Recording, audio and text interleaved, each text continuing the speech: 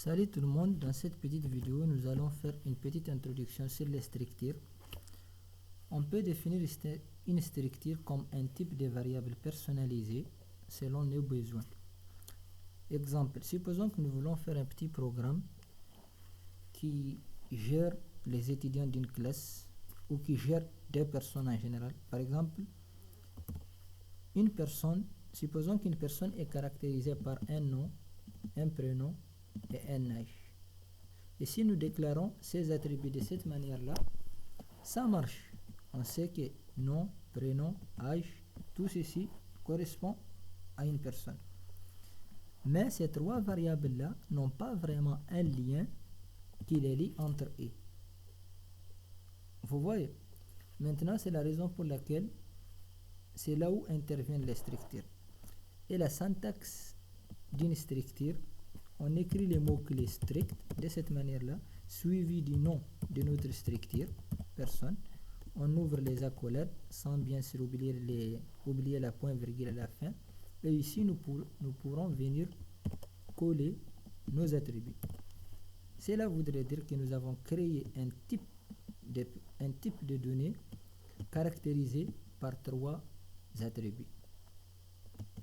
En général, quand on veut déclarer par exemple un entier int a, on dit a de type int. Et de cette façon maintenant, on a créé un type personne. Donc nous pouvons par exemple venir dire P1 qui est égal à P1 qui est son type, c'est strict, le type que nous venons de créer, strict personne. De cette manière-là. Et maintenant, on peut travailler avec des personnes de la même manière que nous travaillons avec des entiers ou des booléens. Quand nous mettons par exemple P1 suivi d'un point, on nous liste toutes les variables de P1, son âge, son nom, son prénom. Et on peut même raccourcir cette annotation. Par exemple ici, à chaque fois que nous voulons créer une personne, on va venir écrire type strict personne. C'est un peu long.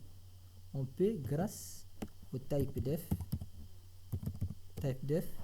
qui veut dire définition, type définition, genre définir un type personne, et nous allons prendre les noms et les mettre ici.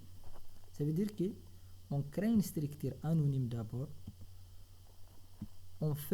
On définit son type au nom que nous allons donner ici. Ça veut dire que maintenant, à chaque fois qu'on veut créer une personne, plus besoin de décrire les stricts, il nous suffit de dire personne P1, personne P2, personne P3, etc. De cette manière-là, on a déclaré trois personnes. Et chaque personne est caractérisée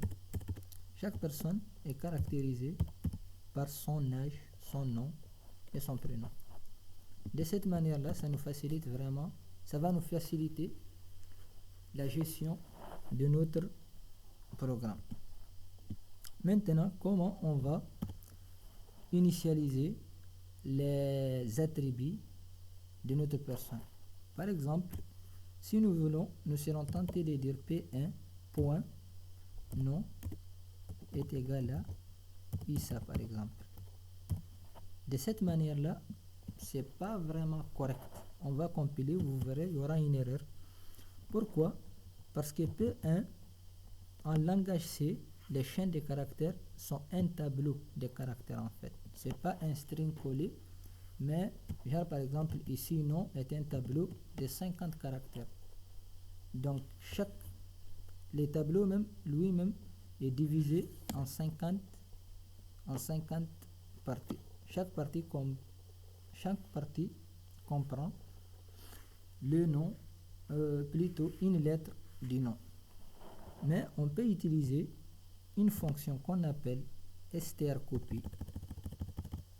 strcopy, je pense que c'est écrit comme ça, hein, je me souviens pas très bien. strcopy, dans P1 point nom virgule, nous allons copier le nom en question ici. Et pour utiliser strcopy, nous devons faire appel à la bibliothèque string c'est une bibliothèque en C qui a les fonctions qui s'occupent de tout ce qui concerne les chaînes de caractères, les strings en général. .h. Ici c'est include. Voilà. Ok. Est-ce qu'il y a le O? Str copie. Voilà. Maintenant, nous allons tenter d'afficher P1.nom dans un printf. Printf %s virgule P1.nom. Et on exécute notre programme. Et voilà, on nous donne ISA. Et on peut dire, on peut copier par exemple la même fonction pour les prénoms, Paul par exemple, et P1.h égale 23. Donc nous allons afficher le nom, le prénom et l'âge %d virgule P1.prénom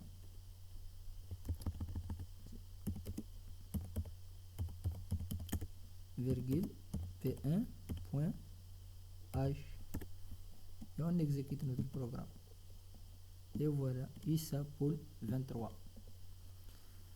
On peut faire par exemple un tableau des structures, mais pour ça on va d'abord voir les pointeurs.